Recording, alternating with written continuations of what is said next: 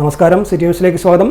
KPCC അധ്യക്ഷ സ്ഥാനത്ത് നിന്ന് മാറ്റിയേക്കുമെന്ന റിപ്പോർട്ടുകളോട് പ്രതികരിച്ച് കെ സുധാകരൻ. ഹൈക്കമാൻഡ് തീരുമാനം അനുസരിക്കുമെന്നും KPCC അധ്യക്ഷനെ മാറ്റേണ്ട സാഹചര്യമുണ്ടെന്ന് തോന്നുന്നില്ലെന്നും കെ സുധാകരൻ കണ്ണൂരിൽ മാധ്യമങ്ങളോട് പ്രതികരിച്ചു. ഹൈക്കമാൻഡിന്റെ അന്തിമ തീരുമാനം എൻ്റെ കൂടി തീരുമാനമാണ് കെ സുധാകരൻ പറഞ്ഞു.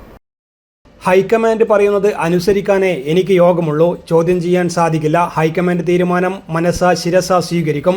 വിഷയത്തിൽ മണിക്കൂറുകളോളം കഴിഞ്ഞ ദിവസം കോൺഗ്രസ് അധ്യക്ഷൻ മല്ലികാർജ്ജുൻ ഖാർഗെയുമായും രാഹുൽ ഗാന്ധിയുമായും സംസാരിച്ചിരുന്നു.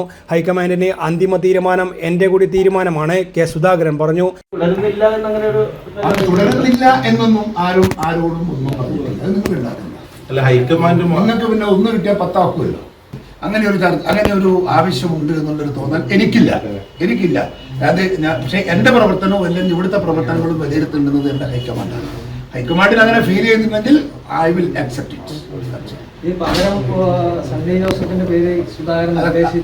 ഞാൻ ആര് പേര് നിർദ്ദേശിക്കണമെങ്കിൽ അങ്ങനെ ഒരു തീരുമാനം വരണ്ടേ? മാറ്റുന്നു എന്ന് വന്നാലല്ലേ നിർദ്ദേശം.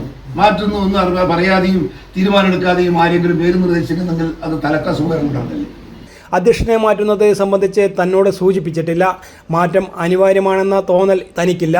പ്രവർത്തനം വിലയിരുത്തേണ്ടത് ഹൈക്കമാൻഡാണ്. നിലവിൽ സംതൃപ്തനാണ്, സന്തോഷവാനാണ് എന്നും കെ സുധാകരൻ പ്രതികരിച്ചു.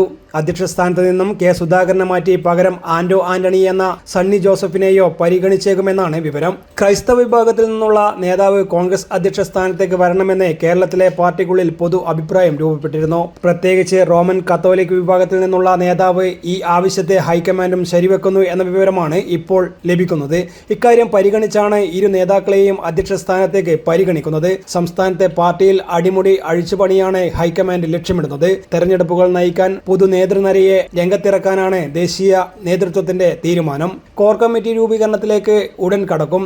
മുതിർന്ന നേതാക്കൾ ഉൾപ്പെടുന്നതാണ് ഈ കമ്മിറ്റി. മുൻ KPCC അധ്യക്ഷന്മാർ ഉൾപ്പെടെ 11 പേരെ ഉൾപ്പെടുത്തും. തെരഞ്ഞെടുപ്പ് തന്ത്രങ്ങൾ ഉൾപ്പെടെ ചുമതല ഈ കമ്മിറ്റിക്കായിരിക്കും. UDF-ലും അഴിച്ചുപണി നടത്തിയേക്കും. News desk, city news. കൂടുതൽ വാർത്തകൾ അറിയുവാൻ സിറ്റി ചാനൽ വാട്സ്ആപ്പ് ഗ്രൂപ്പിൽ ജോയിൻ ചെയ്യുക. ഒപ്പം YouTube ചാനൽ സന്ദർശിക്കുക. വാർത്തകളുടെ അവസാനിക്കുന്നില്ല. മറ്റൊരു വാർത്തയുമായി വീണ്ടും കാണാം. നമസ്കാരം.